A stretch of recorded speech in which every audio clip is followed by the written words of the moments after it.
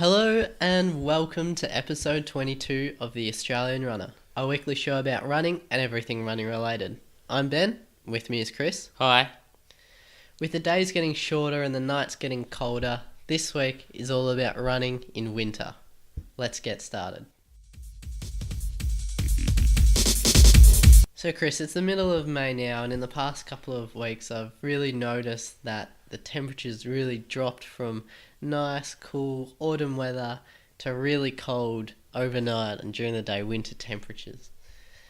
Yeah, it really has. It really feels like the winter's on our doorstep, and so us as runners, we are out there braving this cold to get our run done. So we have to do a couple of things differently, don't we, to get the run done in a way that you feel comfortable. Yeah, for sure. And this episode will be about winter where it's cold but not snowing. We don't have any experience running in the snow. Take our advice on board and maybe add an extra layer and add some waterproofs or something. Yeah.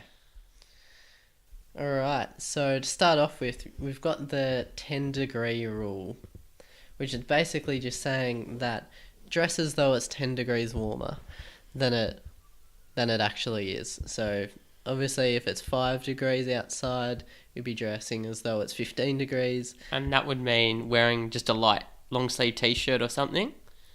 You think? Yeah. So it's always a little bit hard to judge because you feel that between 20 and 30 degrees normally, you don't really change what you're wearing that much. But whereas between 15 and 5 degrees, 15's like, oh, this is a little bit chilly. Yep. But then 5 degrees is, oh, that's really cold. Yeah. So yeah. it's a bit hard to sort of trust that this 10-degree rule will hold. Yeah. Just because it feels so much colder. And that's generally because, well, always because you always feel the cold more when you start running, when you're still cold. So you really feel in the first maybe 10 minutes or so, the wind just sort of like goes straight through you and you feel freezing. But then soon enough you'll warm up. Yeah, so with this 10-degree warmer rule, you'll feel warm for the majority of your run, but you still can't guarantee that your hands won't get a little bit cold and your feet won't get a little bit cold at the beginning of the run. That's normal, but once you start running, your body should warm up and it should be about right for you. Of course, some people do feel the cold and will always need to wear more, and other people feel the heat and can cope with just t-shirt and shorts when it's 5 degrees. So it's just a general rule. I always tend to use it. I was out yesterday. It was about 8 or 9 degrees and I wore just a light t-shirt over the top, and that kept me fine for the whole run, and I felt really comfortable doing that. Yeah, as opposed to me where I usually really feel it in my fingers and toes. So I need to wear an extra pair of socks to keep my toes warm, and I try and heat up my shoes next to the heater before I go out as well, just to make sure that they're extra toasty on the inside before I start. Because you don't want to put cold toes in cold shoes. Yeah. Especially for me when I go out. Yeah, so some of the clothes that you can wear in the middle of winter, if you start, you can wear thicker socks or 2 pairs of socks. There's the option for long skins or tights or whatever you want to call them to wear. Of course, shorts, same as usual. Then up the top, you can wear your t-shirt, and then over the top you can wear a light jumper, or you can wear a waterproof jacket or something like that to keep the wind out even. And of course, you can also chuck on some gloves and beanies and stuff like that. Plenty of different layers. Yeah, and just see what works for you. I know some people like the gloves with just shorts and a t-shirt because they feel in their hands but not really their body. Whereas I don't tend to use gloves, but I always wear a jacket or a light jumper or something. So it'll depend on you. And instead of going a beanie, I usually just go a cap. That keeps my head warm enough. Cool. So now the second part is that it starts getting lighter later and darker earlier. So for most people, either the start or the end of your run will probably be in the dark, because I think the Sunrise is about 7:15, so if you go for Yeah. a 7 o'clock run, the first half an hour, it'll still just be getting light across then.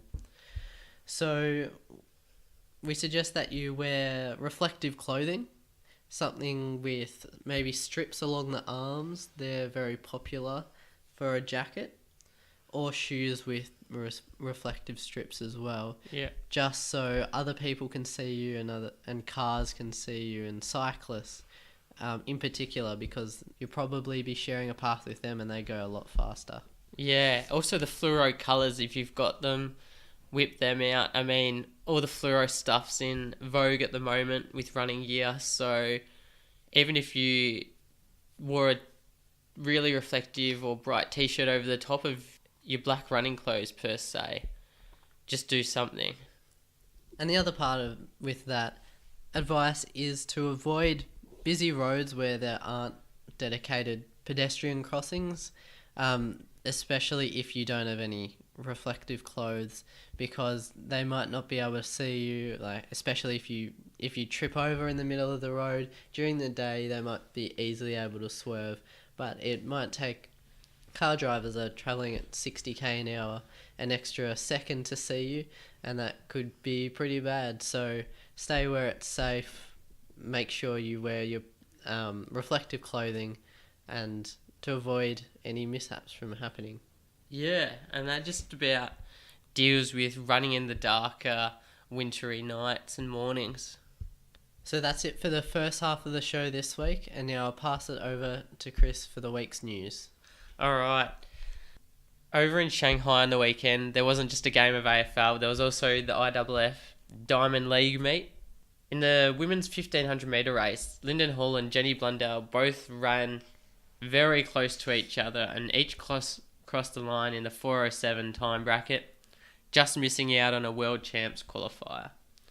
In the same meet, Danny Stevens threw 66.47 in the women's discus to come second, and she has shown great consistency so far this year in 2017. Morgan Mitchell ran in a fast 400 metre field and ran a solid time of 52.23.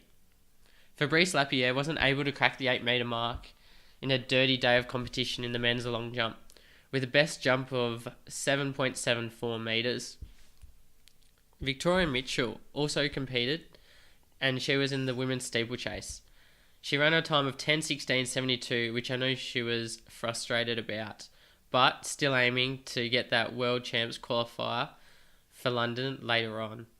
Morgan McDonald won the men's 5,000 metres in a collegial meet in the States called the Big Meet, which is a great performance from him because it features many young up-and-coming American athletes. Also, Ella Nelson ran 23:05 in a race in the Bahamas over the 200 metre distance. And that wraps up your news for this week. Thanks for that, Chris. That's it for the show this week. Thank you everyone for listening. You can find us on iTunes and YouTube as The Australian Runner. Check us out on Facebook and Instagram, or head to theaustralianrunner.com. See you next week. See you then.